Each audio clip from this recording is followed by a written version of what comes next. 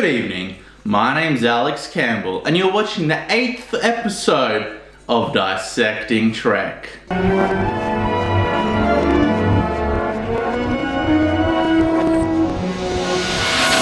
On this episode I'll be dissecting what are little girls made of, an android extravaganza of meager proportions? I'm impressed, Doctor. But not the way you think. Stand back, Doc! I'll kill him. So Kirk and Nurse Chapel, played by Majel Barrett, of course. Oh man, I wish my husband would give me a role in his television show. Anyway, Kirk and Nurse Chapel beam down to a sparsely populated planet to rendezvous with Dr. Corby, a famed scientist, and also Nurse Chapel's fiancé. Now, Dr. Corby, often called the Pasteur of archaeological medicine, his translation of medical records from the Orion ruins. Do you think there's any chance of him still being alive? That's a nope. So two red shirts beam down as security escorts, and it actually subverted my expectations because they survive. Nah, I'm just fucking with you. They're immediately killed by a monster.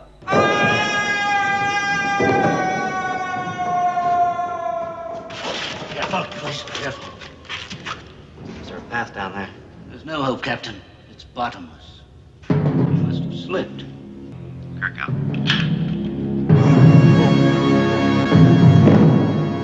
I feel like the music and all the peculiar behavior that we get to see with the interactions between Kirk and Nurse Chapel and all the people on this planet really does a good job of setting up tension in the first act of this episode.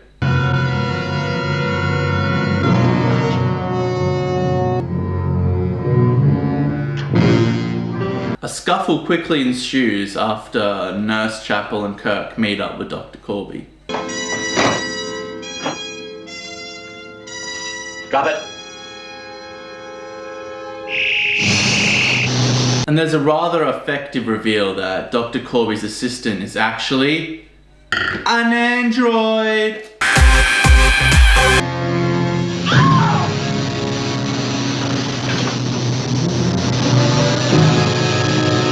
Also really enjoyed a few scenes where it shows this giant monster android guy just manhandling Kirk. He just picks him up like he's a toy and throws him around.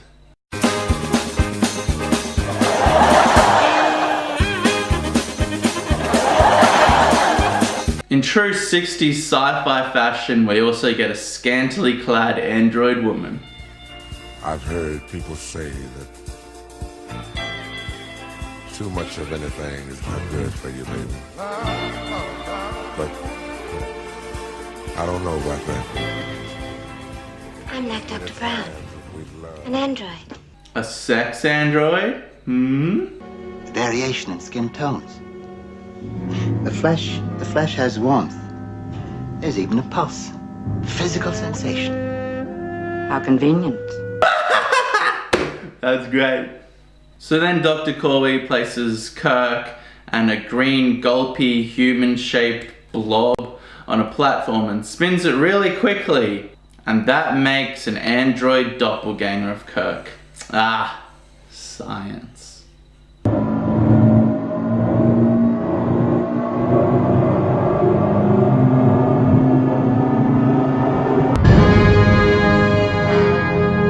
This episode also explores some interesting concepts about what it would ultimately mean for humans if androids were implemented into our society.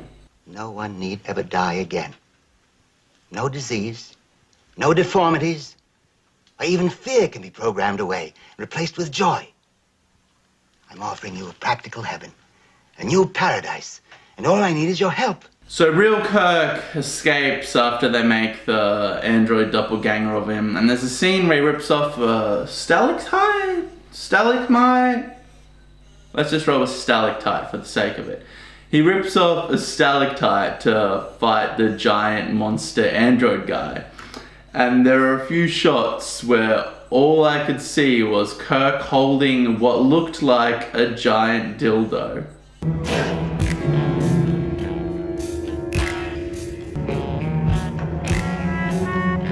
And then the plot twist that we all saw coming is revealed in true M. Night Shyamalan Ding Dong style.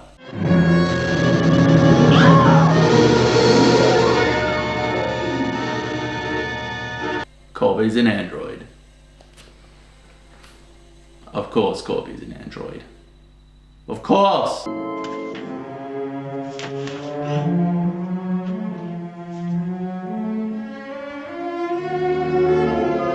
Hashtag me too. In the end, spoilers, all of the androids are proven to be substandard in comparison to human beings, and they all conveniently end up dying. It's all wrapped up into a neat little package. We never need mention again for the rest of the series. Kiss.